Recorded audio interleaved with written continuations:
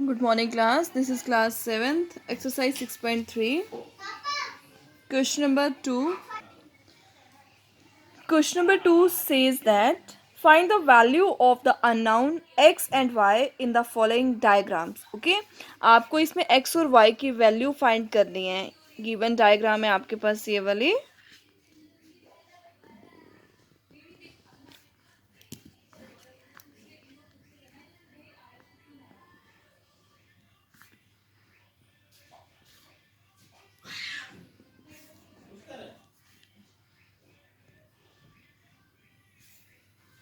देखिए, अब इस तरह के क्वेश्चन आपने जो इससे पहले क्वेश्चन किया था उसमें क्या था, आपको ए की वैल्यू फाइंड करनी थी, या तो एक्सटीरियर एंगल की वैल्यू फाइंड करनी थी, या तो अंदर एक जो सम ऑफ टू अपोजिट साइड्स में से वैल्यू है, एक वैल्यू मिसिंग होती थी, आपने उसमें से एक वैल्यू फाइंड करनी पड़ती.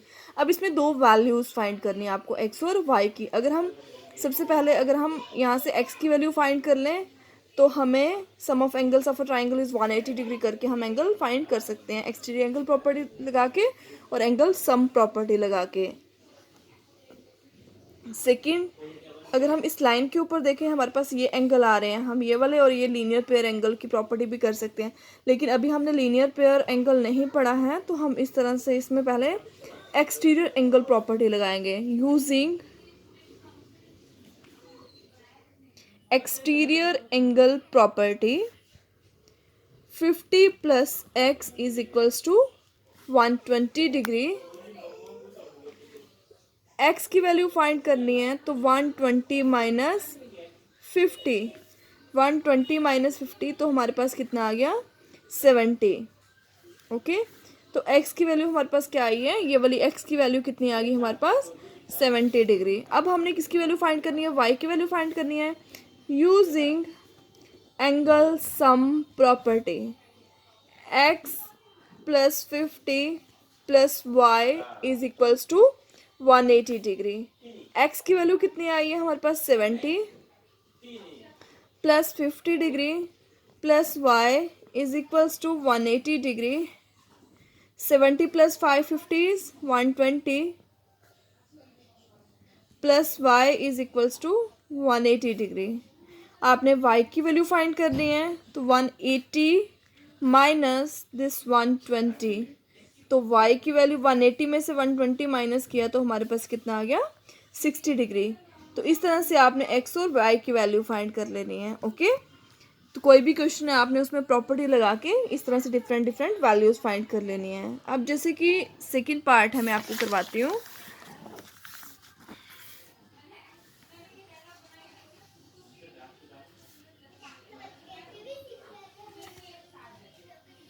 ये पार्ट है कुछ इस तरह से.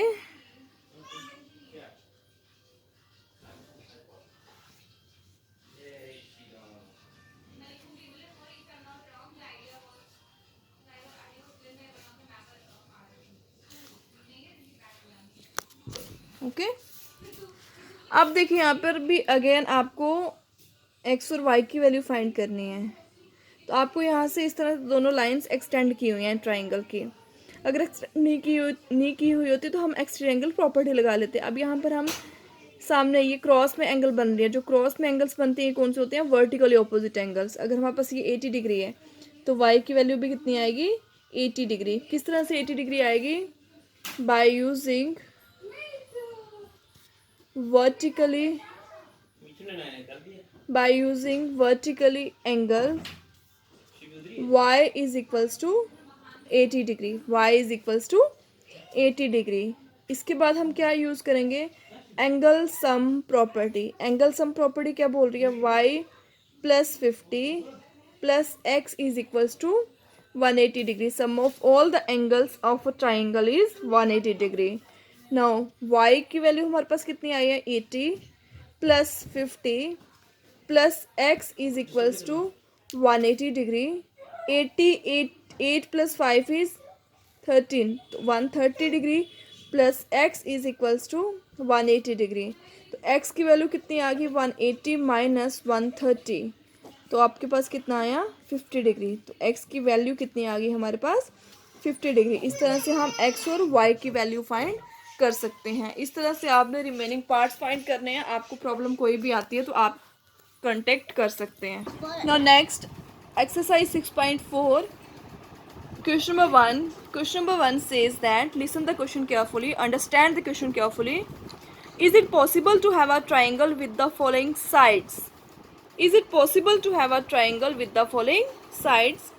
2 centimeter, 3 centimeter and 5 centimeter. Okay. Since a triangle is possible whose sum of the length of any two sides would be greater than the length of the third side. Okay. आपको पता है कि triangle की length हम कैसे, length अगर हमें given हो तो हम कैसे फाइंड कर सकते हैं कि ये ट्राइंगल इस लेंथ से बन सकते हैं या नहीं.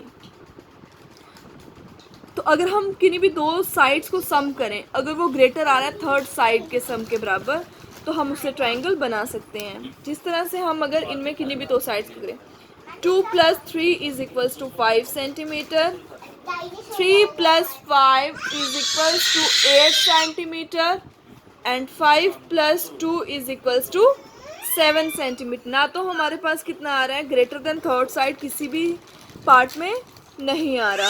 ओके. तीनों केसेस में जो साइड को सम करके हमें greater than the third side नहीं मिल रहा है, इसका मतलब इसमें से triangle is not possible. This triangle is not possible. Question number 2 is take any point O in the interior of a triangle PQR. Interior of the triangle PQR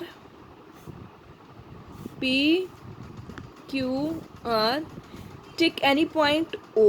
Okay. is first part में क्या बोल रहे हैं, OP और OQ, OP और OQ, OP + OQ क्या PQ से greater आ रही है, क्या PQ से ग्रेटर आ रही है.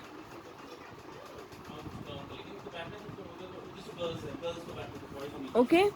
PQ से बड़ी आ रही है, यस ऑब्वियसली. और आप चेक भी कर सकते हो इसको स्केल के साथ. नेक्स्ट आपके पास आ गया OQ